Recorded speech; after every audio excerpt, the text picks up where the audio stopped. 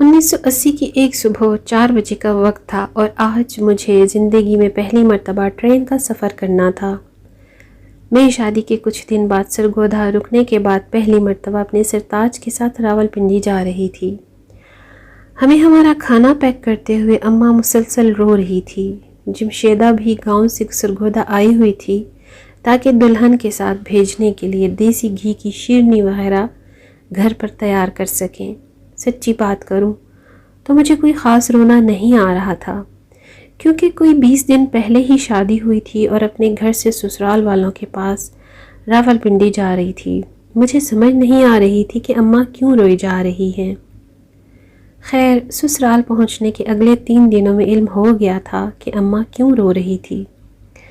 ان دنوں فیصل آباد سے دھماکہ ٹرین کا نام، جو سرگودا جنکشن دینا جہلم سے ہوتے ہوئے راستے میں 2 چھوٹی سڑکوں سے گزرتے ہوئے دن کے 2:30 بجے راولپنڈی پہنچ جاتی تھی، یہ سفر کم و بیش 9 گھنٹے پر ہوتا تھا۔ جب ہم گھر سے نکلے تو فجر کی اذان ہو رہی تھی۔ شمع سینما جب کراس کیا تو ریلوے روڈ پر ہوٹل کھلے ہوئے تھے اور وہاں زیادہ تر مزدور لوگ یا کلی وغیرہ ہی ناشتہ کرنے میں مصروف تھے۔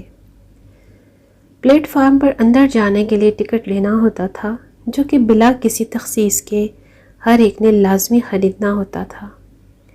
ریلوے اسٹیشن پہنچ کر ایک نئی دنیا آباد دیکھی۔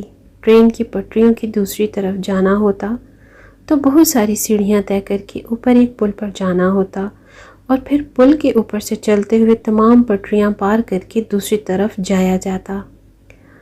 پلیٹ فارم پر تازہ اخبار، فلمی رسالہ، خواتین کی رسالوں کے سٹال، گرما گرم ناشتہ، چائے لوگ ہاتھوں میں لیے گھوم رہے تھے۔ کلی لوگوں کا سامان ڈھونے میں بھاگ بھاگ کے قریب آ اور جا رہے تھے اور میں نے ٹرین میں خواتین کے ساتھ الگ ڈبے میں سفر کرنا تھا۔ اماں نے بہت اچھی طرح سمجھا کر ٹرین میں بٹھایا کہ راستے میں کسی سے لے کر کچھ نہیں کھانا۔ بے شک سفر خواتین کے ڈبے میں ہی کرنا ہوتا، لیکن راستے میں منہ سے نقاب نہیں اٹھانا، کسی کے سامان کی ذمہ داری مت لینا۔ بھائی اظہر نے میری سیٹ کے اوپر والی برتھ پر میرا سامان، میرا بستر سرہانہ سیٹ کر دیا تھا۔ میں بڑے شوق سے ارد گرد کا ماحول دیکھتے ہوئے پراشتیاق انداز میں رسالہ پڑھنے لگی۔ اسی سوچ میں تھی اور امی نے جو قیمے والا پراٹھا بنا کر دیا تھا وہ کھاؤں گی، اور مالٹے اور ان پر لگانے کے لیے نمک مرچ میں نے پہلے ہی بیگ میں رکھ لیے تھے۔ امی ہر تھوڑی دیر بعد بات کر رہی تھی۔ بہن بہت اداس ہے، لیکن پورے کمرے پر اب اکیلی کا قبضہ کرنے کا سوچ کر خوش بھی تھی۔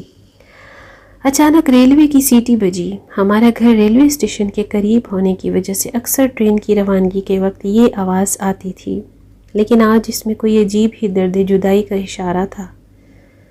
بھائی نے میرے سر پر پیار کیا، خط لکھنے کا کہا اور بھاگتے ہوئے ٹرین سے اتر گیا۔ پھر باہر جھانکا تو ملگجے سے اندھیرے میں بھی امی کی آنکھوں میں آنسو مجھے نظر آ رہے تھے۔ مجھے میری شادی پر گایا ہوا وہ لوک گیت یاد آ رہا تھا جو اکثر شادیوں کے موقع پر لڑکی اور لڑکی کی ماں کا دل اداس کر دیا کرتا ہے۔ مجھے اپنے گھر کا کشادہ صحن یاد آ رہا تھا، جس میں سردیوں کی دھوپ میں عصر کے وقت ابا دفتر سے گھر آ کر شام کی چائے پی رہے ہوتے تھے۔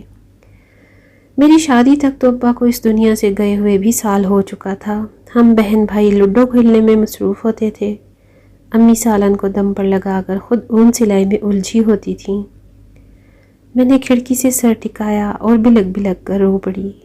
ایسی یادیں جو دل کو تڑپا دینے والی ہوتی ہیں، ایسی یادوں کے ساتھ زندہ رہنا بہت مشکل ہو جاتا ہے۔ امی کا رونا مجھے اب سمجھ میں آ رہا تھا۔